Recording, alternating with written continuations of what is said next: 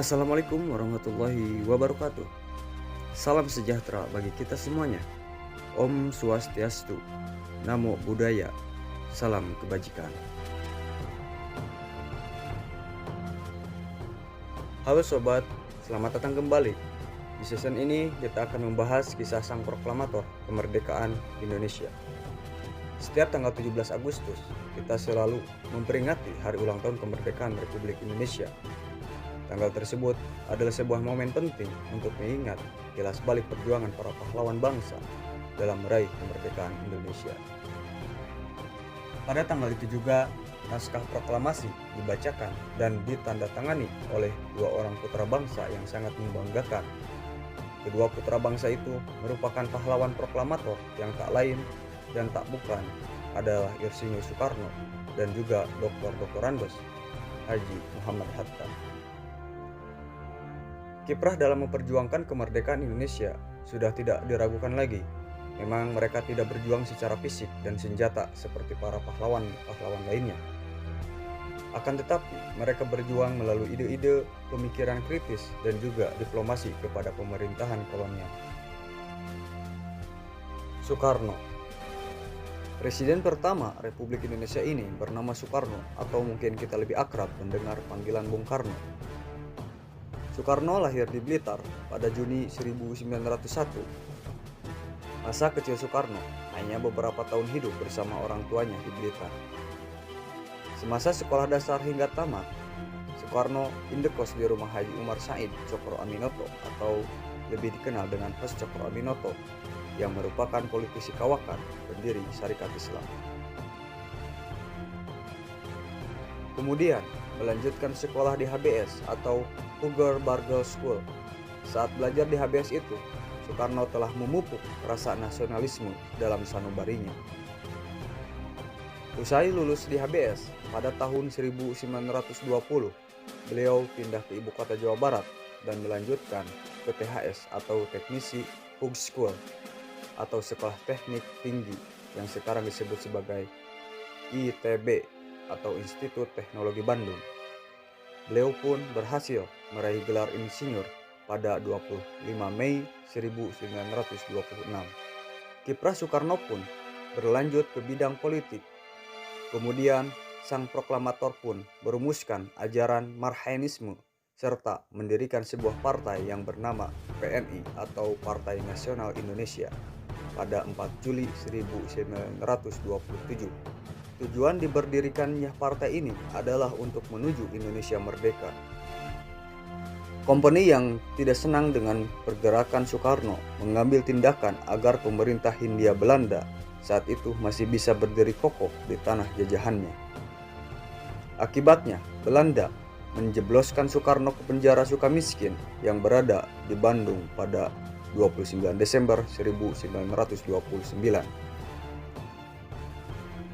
8 bulan mendekam di jeruji besi, ia pun baru disidangkan dalam pidato pembelaannya yang berjudul Indonesia Menggugat.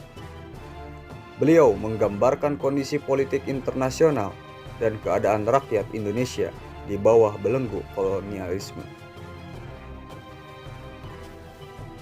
Pembelaannya itu membuat Belanda semakin marah sehingga pada Juli 1930 PNI pun dibubarkan. Setelah bebas pada tahun 1931, beliau bergabung dengan Partindo dan sekaligus memimpinnya. Akibatnya, beliau kembali ditangkap Belanda dan diasingkan ke ND Flores pada tahun 1933. 4 tahun kemudian ia dipindahkan ke Bengkulu. Setelah menelan berbagai pil pahit, perjuangannya tidaklah sia-sia. Pada Agustus 1945, ia bersama Muhammad Hatta dan tokoh nasional lainnya menyusun naskah proklamasi yang akhirnya dibacakan pada 17 Agustus 1945. Pembacaan naskah ini sekaligus mengukuhkan kedaulatan Republik Indonesia. Muhammad Hatta atau yang akrab dipanggil Bung Hatta adalah seorang pemikir negarawan, ekonomi, dan sekaligus menjadi wakil presiden Indonesia yang pertama mendampingi Soekarno. Ia lahir pada 12 Agustus 1902 di Bukit Tinggi, Sumatera Barat. Pendidikan masa kecil Muhammad Hatta dimulai dari sekolah rakyat. Ia juga kental dengan pelajaran agama karena dilahirkan di lingkungan keluarga yang kuat akan agama. Beranjak dewasa, ia menempuh pendidikan di sekolah Mulo. Selama pendidikan, beliau mempelajari banyak hal di luar pelajaran formal seperti keorganisasian. Kecintaannya terhadap organisasi masih terbawa saat melanjutkan pendidikan di PHS atau Prince Hendrik School pada 1921. Ia aktif menjadi bagian dari Jong Sumatranen Bond. Ia pun lulus dari PHS dan mendapatkan beasiswa kuliah di Handel Hogeschool, Rotterdam, Belanda. Muhammad Hatta kembali menambah kapasitas ilmunya dengan mempelajari hal-hal seperti tata negara dan juga ekonomi kolonial. Keaktifan dalam organisasi tak terhenti.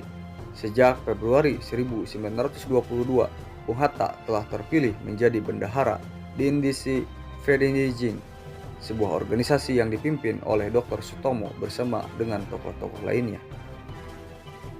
Dalam perkembangannya, pada tahun 1925, Indisi Vereniging diganti menjadi Perhimpunan Indonesia. Di tahun 1925 itu, anggota Perhimpunan Indonesia mengumpulkan beberapa ratus galdon untuk mengongkosi perjalanan dua orang ekonomi dari Perhimpunan Indonesia, yaitu Muhammad Hatta dan Syahrir, untuk mempelajari cara mempraktekkan koperasi di Denmark, Swedia, dan Norwegia. Keberhasilan negara-negara tersebut dalam menjalankan koperasi menjadi tujuan dari Muhammad Hatta dan Syahrir untuk mengembangkan ekonomi koperasi di tanah air. Jadi tidak salah kalau sekarang Muhammad Hatta disebut sebagai Bapak Koperasi Indonesia. Atas desakan seluruh anggota, Muhammad Hatta dicalonkan sebagai ketua dan tahun 1926 terpilih sebagai Ketua Perhimpunan Indonesia. Sebagai Ketua Perhimpunan Indonesia, Bung Hatta dapat menyampaikan gagasan-gagasan terkait politik yang dianut dan akan dijalankan Perhimpunan Indonesia. Namun, sama seperti Soekarno, Belanda menganggap ini adalah sebuah ancaman bagi pemerintah kolonial.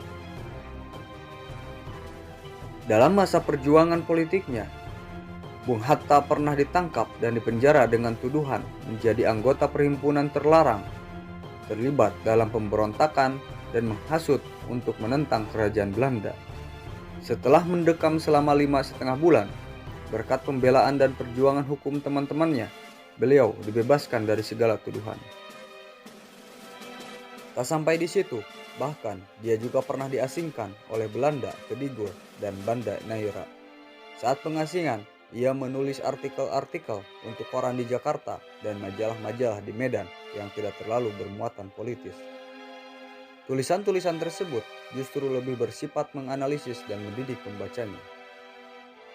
Saat Jepang menduduki Indonesia, Hatta dibebaskan dan dijadikan penasehat oleh pemerintah Jepang. Hal ini dimanfaatkan oleh Hatta untuk membela kepentingan rakyat Indonesia. Ia pun turut andil dalam keanggotaan Panitia 9 dan PPKI sebagai media persiapan kemerdekaan Indonesia. Setelah perjuangan panjangnya, ia pun berhasil mewujudkan keinginan rakyat untuk memerdekakan Indonesia. Bersama dengan Soekarno, beliau menorehkan tinta atas nama bangsa Indonesia di dalam naskah proklamasi. Perjuangan kedua pasangan emas tersebut dalam kemerdekaan Indonesia tak lagi dimungkiri. Mereka pun diangkat menjadi pahlawan proklamasi secara resmi pada tahun 2012. Setelah sebelumnya status tersebut mengalami distorsi berkali-kali. Jadi itulah sepenggal kisah pasangan proklamator yang menjadi kebanggaan Indonesia. Tanpa mereka dan pahlawan-pahlawan lain, saat ini kita belum tentu bisa menghirup udara bebas kemerdekaan. Terima kasih Sang Proklamator.